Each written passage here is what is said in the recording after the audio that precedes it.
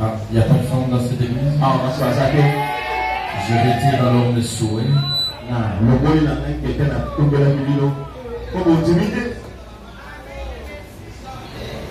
1 Corinthiens chapitre 13 verset 13. Nous allons maintenant à 1 Corinthiens chapitre 1 verset 13. 1 Corinthiens chapitre 13 verset 13. 1 Corinthiens chapitre 13 verset 13.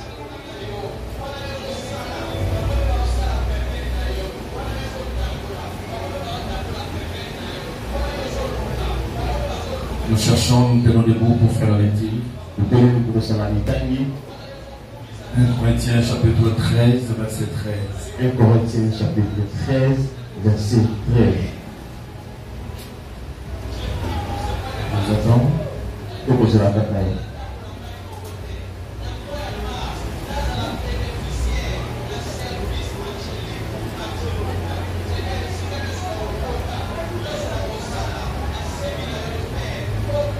Vous y êtes?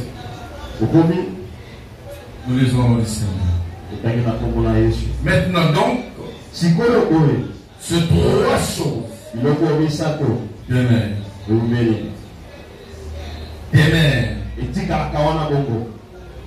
La foi, l'espérance, la charité. Mais la plus grande de ces trois choses,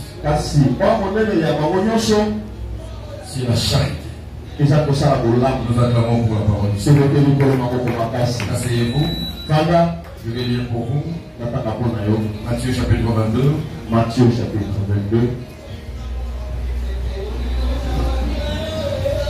36. Matthieu chapitre 22, verset 36. 36 à 37. 36 à 37. Matthieu chapitre 22. Matthieu chapitre 22. Verset 36 à 37. Verset 36 à 37.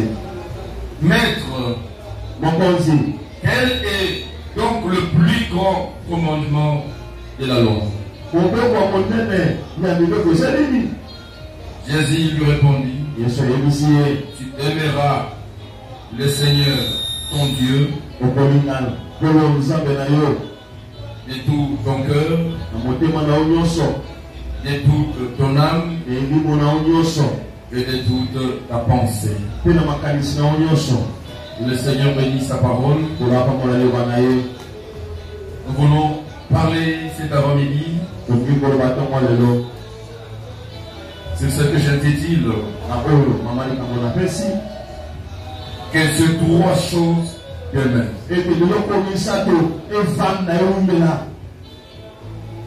C'est ça mon thème de ce matin.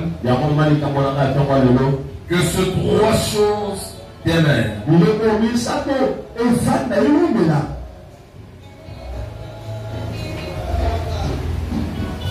Bien-aimé, il est question du Seigneur qui parle.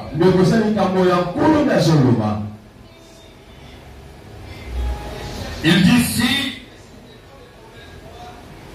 d'autres choses peuvent passer.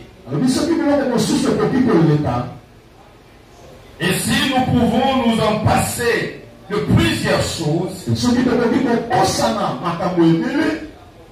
mais que ces trois choses demeurent. Et bien aimé, quand il est question de demeurer, la Bible est en train de parler de la stabilité. Ces trois choses ne doivent pas seulement exister, mais elles doivent rester stables. Et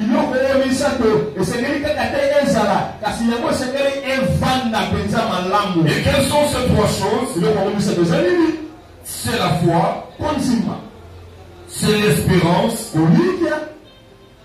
et l'amour. Ces trois choses, la foi, l'espérance, l'amour, nous ne pouvons en aucun cas le perdre. Nous ne pouvons aucun jour toujours les laisser de côté. Vous ne pouvez pas passer une minute sans avoir ces trois choses. À tout moment, la foi doit être là. L'espérance doit demeurer.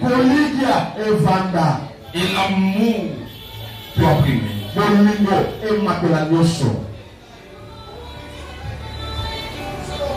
Mais quand on parle de ces trois choses, le Seigneur va approfondir. Il dit parmi ces trois choses, il y a une qui est plus grande que ces deux autres choses. C'est l'amour. C'est l'amour. Cela sous-entend. Si parmi ces trois choses, il est difficile de les garder le 3. Mais sachez-les que parmi le 3, il y a une chose qui est plus importante. C'est l'amour. Cela veut dire, si nous ne pouvons pas avoir ces trois choses, et que nous devons avoir une seule chose, ça doit être l'amour. Et si parmi les trois choses, nous voulons les avoir, mais en commençant par la première chose, nous devons commencer par l'amour. Or cela, je comprends même la sagesse infiniment variée de Dieu. Or la chose la plus importante, c'est même la chose qui peut déclencher les deux autres choses. On ne peut jamais parler de la foi si au préalable, si l'amour ne précède pas. Je vais dire à quelqu'un, c'est deux choses qui restent, la foi et l'espérance, prouvera avant l'amour et après l'amour. Cela veut dire l'amour précède et l'amour succède. C'est deux choses. Sans l'amour, il n'y a pas de foi, il n'y a pas de la foi. La foi, c'est croire. Croire en quoi et en qui? C'est croire en quelqu'un. Et cette personne, c'est Jésus. Mais l'on ne peut jamais croire en quelqu'un si l'on commence par l'aimer. Cela veut dire la foi est une conséquence de l'amour. Comment croire à son mari? Comment croire à sa femme? Si l'on ne commence pas par l'aimer, c'est l'amour qui précède la foi. C'est l'amour qui précède la croyance. Et on ne peut jamais croire en Jésus si on n'aime pas Jésus. Et bien aimé, si aujourd'hui il y a des gens, malgré tout ce qu'ils voient, ils refusent de croire. Ils refusent parce qu'ils n'aiment pas Jésus. Le problème c'est l'amour. L'athéisme est lié simplement au refus d'aimer Jésus. Ceux qui se disent ils sont des athées. Et non, ils croient. Mais le vrai problème réside dans l'amour. Parce qu'ils n'aiment pas, c'est alors qu'ils refusent de croire. Ces trois choses doivent demeurer. Hormis la foi, il y a l'espérance. La différence entre la foi et l'espérance, la foi est présente.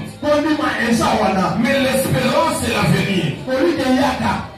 L'espérance, c'est continuer à croire pour l'avenir. Oh, si nous croyons en Jésus, et après avoir cru en Jésus, nous développons l'espérance. L'espérance de vivre pour toujours avec Jésus, à côté de Jésus, dans son royaume. C'est ça l'espérance. L'espérance aussi est possible que quand nous continuons à aimer. Et si nous cessons d'aimer, nous ne pouvons plus continuer à espérer. Si nous continuons à espérer aujourd'hui, c'est parce qu'il y a de l'amour. Mais la foi passera. Nous croyons aujourd'hui, mais au paradis, nous ne continuerons plus à croire. La foi va disparaître. L'espérance, c'est l'espérance à quelqu'un, c'est l'espérance de quelque chose. Et les jours où nous serons dans le royaume, avec notre Père, à côté de notre Seigneur, cette espérance va disparaître. Mais qu'est-ce qui va rester? L'amour. L'amour va continuer. Parce que là, nous continuerons à l'aimer. Tout ça, c'était pour t'expliquer l'importance de l'amour. Ces trois choses doivent demeurer. Mais la plus grande, c'est la charité. Et bien aimé, sans la charité, les deux. Mais vous savez, on peut vérifier facilement la foi. Il y a beaucoup de religions. Et il y a beaucoup de choses à faire. Le fait de se déplacer et de venir enseigner atteste de la foi que vous avez. On peut voir la foi parce que vous êtes venus. Et tout chrétien espère à la vie éternelle. Donc même l'espérance, on peut le vérifier. Mais là où nous avons du mal à vérifier, c'est l'amour.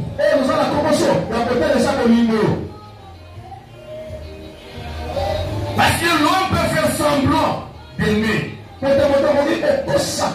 en réalité, il n'aime pas. Or, c'est la plus grande chose. L'amour. Ce message, je me suis inspiré sur base du message que Dieu nous a donné pendant la prière cette année.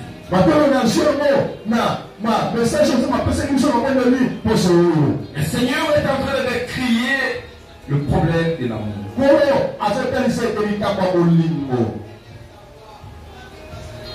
Ça fait mal de l'écouter et de l'écouter à nouveau.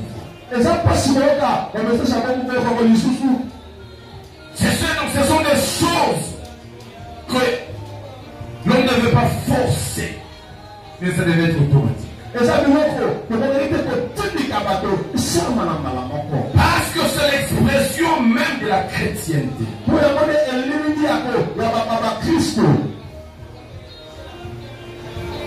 L'amour. Mais nous remarquons le diable étant malin. Il garde le chrétien dans la foi. Il laisse les chrétiens dans leur espérance. Mais la chose la plus importante, c'est ce que le diable a arraché. Le diable a volé l'amour.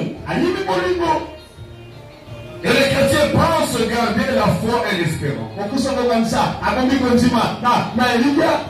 Oh, je m'étais dit la foi et l'espérance. Sans l'amour n'est que vanité de vanité. La foi et l'espérance sans la charité n'est que rien et ne t'amène nulle part. C'est le manque d'amour aujourd'hui qui a fait de nous des faux chrétiens. On ne pouvait pas nous appeler des chrétiens. Mais si on nous appelle des chrétiens,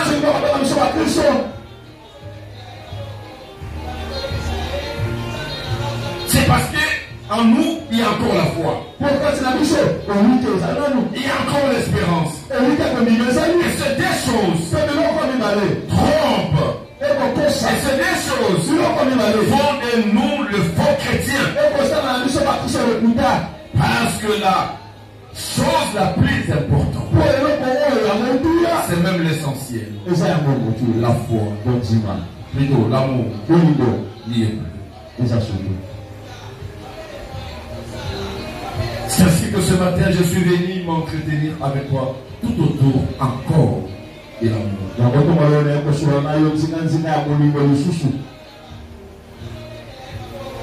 L'amour que nous devons avoir vis-à-vis de notre Dieu. Le deuxième texte que nous avions lu, le Seigneur répondant à la question de savoir le plus grand commandement.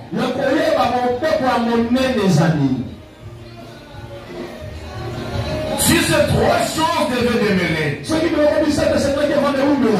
les commandements doivent demeurer, mais quel est le plus grand?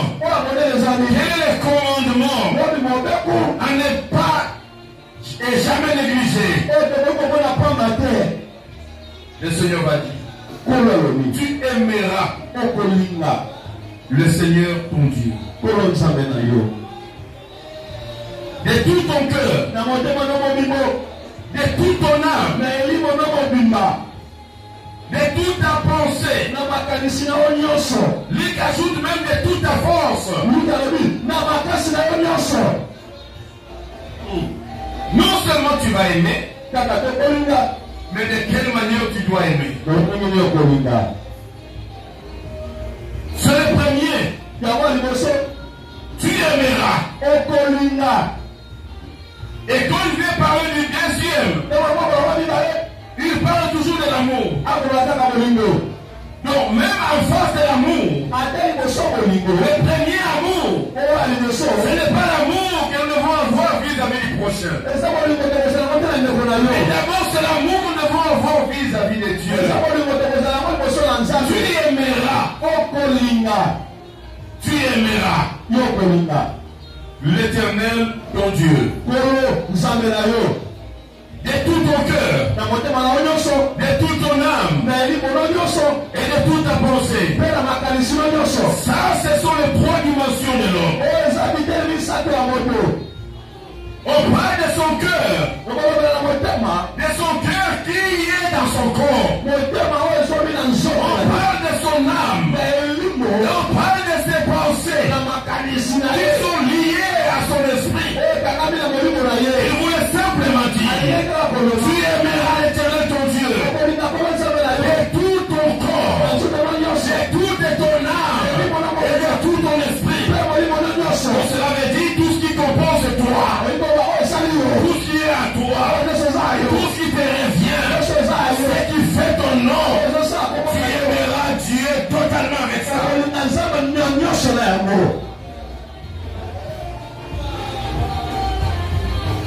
C'est trop et c'est beaucoup. L'amour que nous devons avoir de Dieu. Dieu est exigeant de cet amour. Quand nous voulons l'aimer, nous ne devons pas l'aimer en partie. Nous devons l'aimer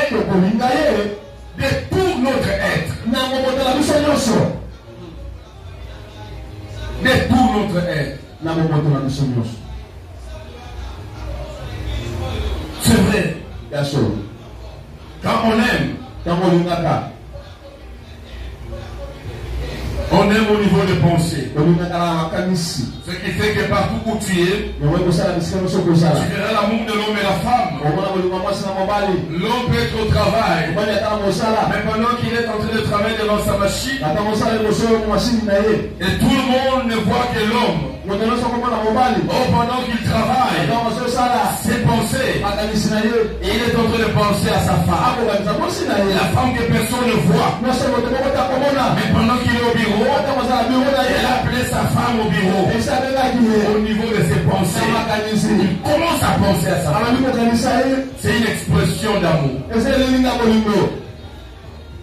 Partout où il est, il peut amener sa femme dans ses pensées.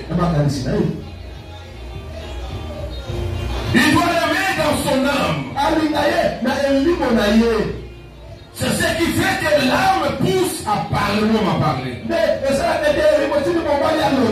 sentiment, nos émotions, nos plaisirs et nos désirs seront orientés vers celui ou celle que nous aimons. C'est ce qui pousse l'homme ou la femme à dire à son partenaire les expressions d'amour. Il va dire à son partenaire que je t'aime. C'est l'expression qui vient au niveau de son âme. Son âme le pousse à exprimer le sentiment. Et il va parler. Et au niveau de son corps, il peut amener même le bien matériel pour attester l'amour qu'il a et son partenaire. Dans ces trois dimensions, Dieu veut que nous puissions l'aimer comme ça. Cela veut dire partout où tu dois te retrouver. Quand tu te réveilles le matin, tu dois penser à Dieu. Tu es, je ne sais pas moi, dans le métro, tu es dans le bus, tu dois penser à Dieu. Tu es à l'école, tu es au travail. Tu dois penser à Dieu. Plus que tu penses à qui que ce soit.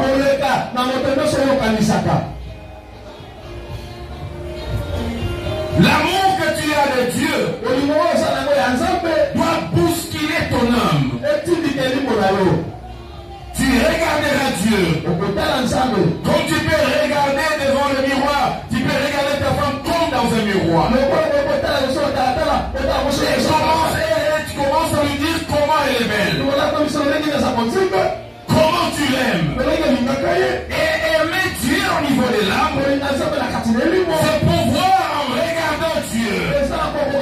Nous devons exprimer les paroles de louange, les paroles d'adoration, les paroles qui élèvent Dieu. Nous devons arriver l'amour envers Dieu nous rend adorateurs de ces dieux. On ne peut jamais adorer Dieu si on n'est pas amoureux de Dieu. Et tu comprendras pourquoi tu n'as pas de mots quand il faut adorer. Tu comprendras pourquoi tu ne sais pas adorer. Parce que tu n'as jamais aimé Dieu. Tu as vu, même je demandais aux gens de prier aujourd'hui d'adorer. Combien ont pu adorer? Est-ce que vous aviez senti l'expression de l'âme? Et quelqu'un qui est bourré de l'amour de Dieu. Quelqu'un qui a des paroles qui dépassent les paroles. Des paroles qui ne s'est pas exprimé. Il veut montrer à Dieu mon âme. Amen. L'adoration, c'est l'expression d'amour. Vous verrez les hommes sur la terre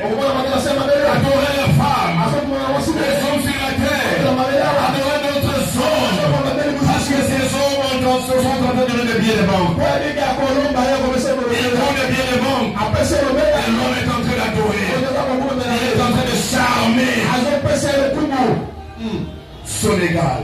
À cause de l'argent. Mais quand il faut charmer Dieu, bien aimé, pendant l'adoration, il faut utiliser tous les moyens que vous avez. Il faut utiliser tout l'amour, toutes les expressions. Adorer Dieu dans les termes d'amour, c'est charmer Dieu. Il faut charmer Dieu. Que Dieu soit à mesure de dire aux autres, laissez-moi d'abord. Laissez-moi d'abord l'écouter. Cet homme, qu'est-ce qu'il veut me dire? Laissez-moi d'abord l'entendre. Jusqu'où il est capable d'aller. Nous devons avoir des mots. Nous devons avoir des phrases. Nous devons avoir des expressions. Bouge les trônes de Dieu. Bien aimé en matière d'adoration, s'il y a des concurrents, les anges sont là, les archanges sont là, les géants sont là, les êtres vivants sont là, mais parmi toutes ces personnes, tous ces esprits, ils sont qui est l'esprit d'or, qui monte dans le trône de Dieu. L'homme est en train de répandre son cœur. Il veut dire à Dieu des choses qu'il n'a jamais dit à une femme. Des choses qu'il n'a jamais dit à une femme. Qu'il n'a jamais dit à un homme. Qu'il n'a jamais dit à un père. À une mère. Ce sont les choses qu'il faut dire à Dieu. Tu ne peux jamais adorer si tu n'as jamais aimé Dieu. C'est la dimension de l'âme. Amen. Aimer Dieu et toute son âme. Nous devons aimer Dieu avec notre corps, avec notre cœur. La Bible dit, là où est le trésor de quelqu'un, c'est là où est son cœur. Si tu veux aimer Dieu avec ton cœur, cela sous-entend simplement, tu dois apprendre à aimer Dieu avec ton trésor. Tu dois apprendre à aimer Dieu avec ta richesse. Tu dois apprendre à aimer Dieu avec ton argent, avec les biens matériels. Parce que l'amour est manifesté par des actes. Et Dieu aussi, il a besoin de signaux forts d'amour. Lui-même, Dieu nous apprend l'amour. Vous savez comment Dieu nous a appris l'amour? Dieu a défini l'amour. C'est l'amour. C'est le fait d'être prêt à donner. On ne peut jamais aimer sans donner. Voilà pourquoi la Bible dit, car Dieu a tant aimé, il a donné. On ne peut jamais dire qu'on aime Dieu s'il n'est pas en mesure de donner à Dieu. Qui aime Dieu peut être prêt à donner sa vie, à donner tout ce qu'il a, à donner son argent, à donner ses biens. Il dit pour Dieu, je dois donner. Parce que qui aime donne. Il nous a aimés. Il ne s'est pas limité à nous aimer. Dieu n'est passé par les journées à chanter pour nous. Je vous aime, je vous aime, je vous aime. Le jour où il nous a aimés, il a cherché quoi nous donner. Il a regardé notre situation. La mort était là, la souffrance était là. Il a cherché à donner quelque chose qui allait régler tous les problèmes. Et ce que Dieu donne, c'est toujours quelque chose de valeur. Et quand on aime Dieu, on ne peut pas donner à Dieu des choses qui ne représentent rien. Vous imaginez? Je rentre de mon travail parce que j'aime mon épouse et je lui amène un bonbon de 100 francs.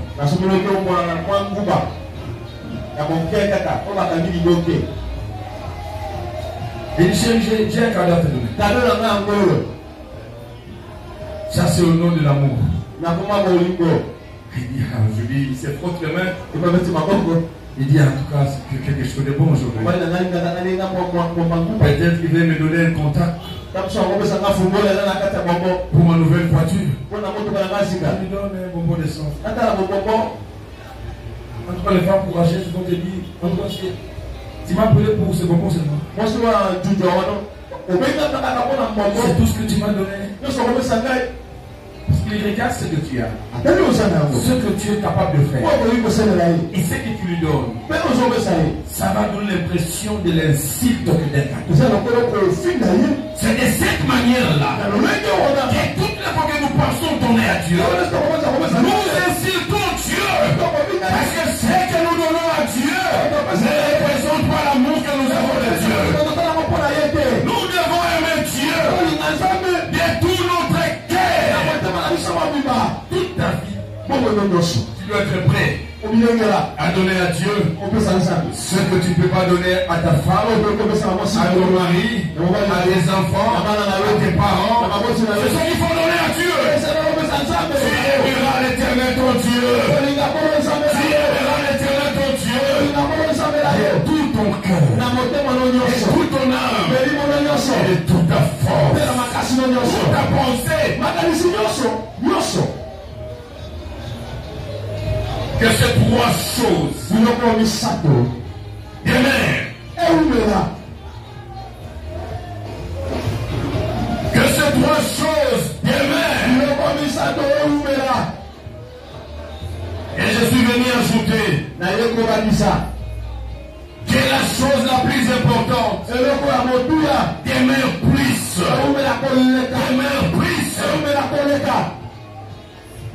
Le diable ne combat pas notre foi. Il ne combat pas notre espérance.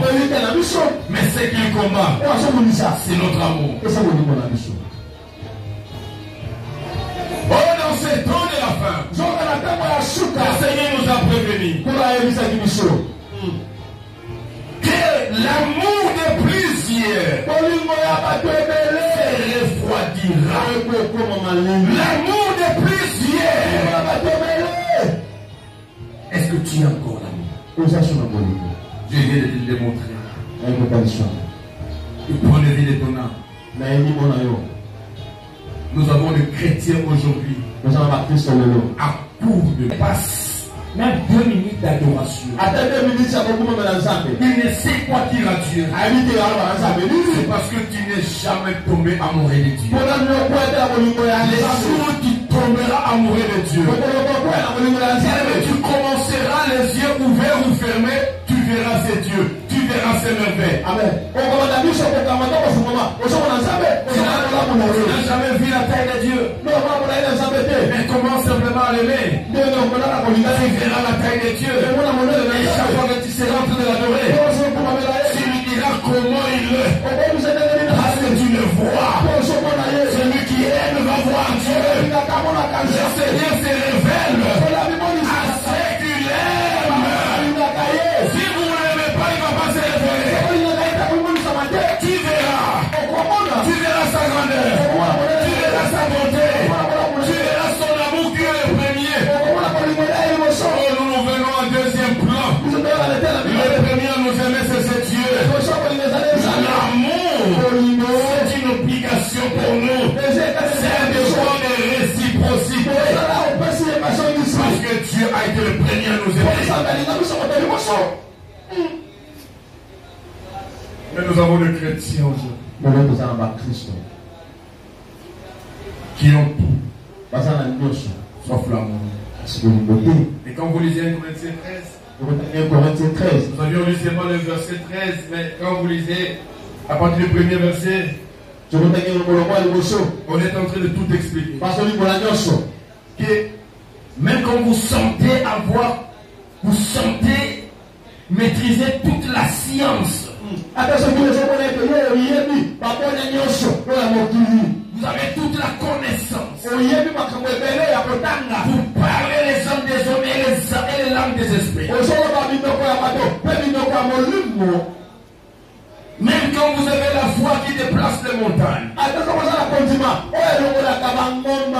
Même quand vous avez l'espérance d'être le premier à entrer dans le royaume de Dieu.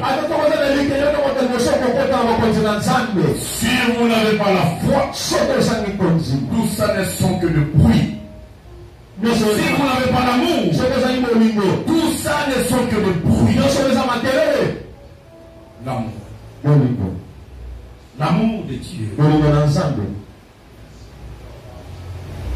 Tu ne demandes pas un amour comme tu le veux. Dieu ne demande pas l'amour comme tu le penses. Dieu te demande l'amour comme lui le pense. Comme lui le veut. De tout ton cœur. De toute ton âme. De toute ta pensée. De toute ta force. Aimer Dieu.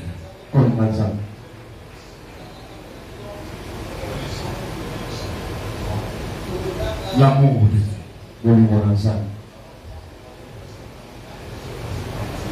Bien-aimé, notre relation avec Dieu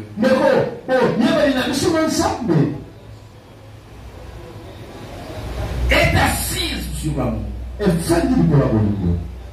Notre relation avec Dieu, ce n'est pas une relation de quoi que ce soit. C'est une relation d'amour. Comment avoir des chrétiens qui n'ont pas l'amour de Dieu? Comment tu pouvais croire à quelqu'un si tu n'as pas commencé par l'aimer? Comment faire confiance à Christ, à son œuvre, si on ne commence pas par l'aimer?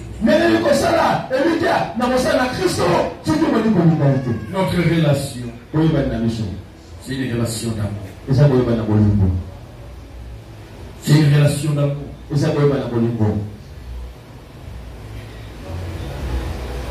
Jadis, ce n'était pas le cas. Les gens vivaient avec Dieu par des relations, liées aux alliances, liées aux choses à faire et à ne pas faire. Une relation contractuelle. Mais toi et moi, nous n'avons pas un contrat avec Dieu. Parce que dans un contrat, il y a des choses à faire et des choses à ne pas faire. Mais notre relation avec Dieu, c'est une relation d'amour. Il y a quelqu'un qui a fait contrat avec nous. Dont nous sommes des bénéficiaires. Nous sommes de l'alliance que Christ a fait pour nous. Qui nous a donné la position d'amour vis-à-vis de Dieu. C'est là où on constate aujourd'hui nous avons un Dieu qui ne sait plus nous tuer à cause de notre péché. Parce que la relation, c'est la relation d'amour. Quel est ce papa? Il va égorger son enfant parce que son enfant a volé. Il le tue. Si nos parents mauvais qu'ils sont, ne peuvent le faire, c'est une plus forte raison. Nous avons une relation d'amour. Et la Bible parle que l'amour doit grandir. Et pour que l'amour grandisse, nous devons chacun de nous fournir des efforts. C'est là où on pose la question. Quand on est